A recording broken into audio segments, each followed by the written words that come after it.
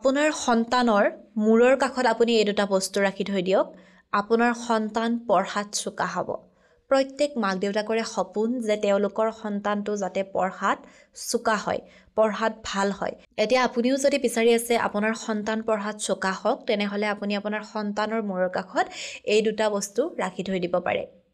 এতিয়া যদি আপুনি জানিব বিচাৰিছে সন্তানৰ মূৰৰ কাষত কি ৰাখি থৈ দিলে সন্তান পঢ়াত চোকা হ'ব, ভিডিঅ'টো শেষলৈকে চাব। আপুনি যদি আপোনাৰ ইউটিউব, ফেচবুক অথবা ইনষ্টা লিগেল আৰু অৰ্গেনিকভাৱে গ্ৰ'থ কৰিব বিচাৰে, আমাৰ লগত যোগাযোগ কৰিব। আপুনি আমাৰ পৰা legal views, legal subscriber, legal followers এই সকলোবোৰ লিগেল আৰু অৰ্গেনিকভাৱে ল'ব পাৰিব। আমাৰ হোৱাটছএপ নাম্বাৰ 9864808721। আপুনি আমাৰ হোৱাটছএপত মেছেজ কৰিব, আপোনাৰ ক্ৰাইটেৰিয়াখিনি জনাই দিব আৰু আপোনাক আমাৰ তৰফৰ পৰা ফোন কৰা হ'ব। এতিয়া আমি জানো বলক, আপুনি আপোনাৰ সন্তানৰ মূৰৰ কাষত এনেকুৱা কি বস্তু থৈ দি সন্তানক পঢ়াত চোকা হোৱাত সহায় কৰিব পাৰিব।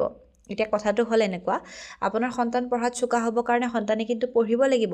এইটো কোনো শ্বৰ্টকাট টিক নহয় যে সন্তানৰ মূৰৰ কাষত আপুনি থৈ দিছে জাষ্ট হৈ গ'ল, তেনেকুৱা ধৰণৰ কথা নহয়। আপোনাৰ সন্তানে পঢ়িব লাগিব, কষ্ট কৰিব লাগিব, তেতিয়াহে ভাল মাৰ্ক স্ক'ৰ কৰিব পাৰিব।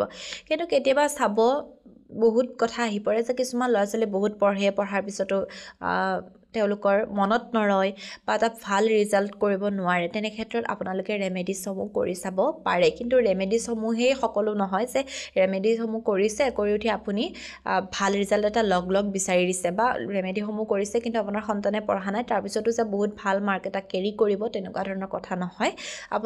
আপুনি ৰেমেডি কৰক, আপোনাৰ সন্তানেও লগে লগে পঢ়ি যাওক। ৰেমেডিখিনি যেনেকৈ কৰিছে সন্তানে সেনেকৈ পঢ়ি যাবও লাগিব, তেতিয়াহে আপুনি ভাল ফল এটা দেখিবলৈ পাব।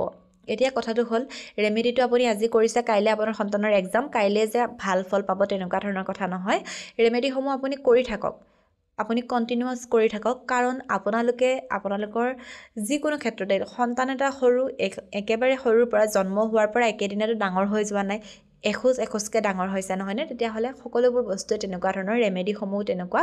আজি অকণমান আপুনি ৰেমেডিটো কৰিছে, আজি অকণমান আপুনি পজিটিভ চেঞ্জ এটা দেখিব, কাইলৈ আকৌ অকণমান পজিটিভ চেঞ্জ এটা ডাঙৰকৈ দেখিব। তেনেকৈ কথাবোৰ বস্তুবোৰ ভাল হৈ যাবলৈ আৰম্ভ কৰে। গতিকে আপুনি আজি কৰি কাইলৈ ভাল পজিটিভ চেঞ্জেছ এটা বিচাৰিলে নহ'ব। আপুনি কি কৰিব, আপোনাৰ সন্তানৰ গাৰুৰ কাষত বা গাৰুৰ তলত আপুনি ৰঙা কাপোৰত নিমখ বান্ধি থৈ দিব পাৰে, লগতে আপুনি ক'লা তিল থৈ দিব পাৰে। আপুনি এই দুটা কাম কৰি চাব, আপুনি খুব বেছি এটা ভাল ফল পাব বুলি মনা হয়। গতিকে বিশ্বাস থাকিলে এবাৰ কৰি চাব।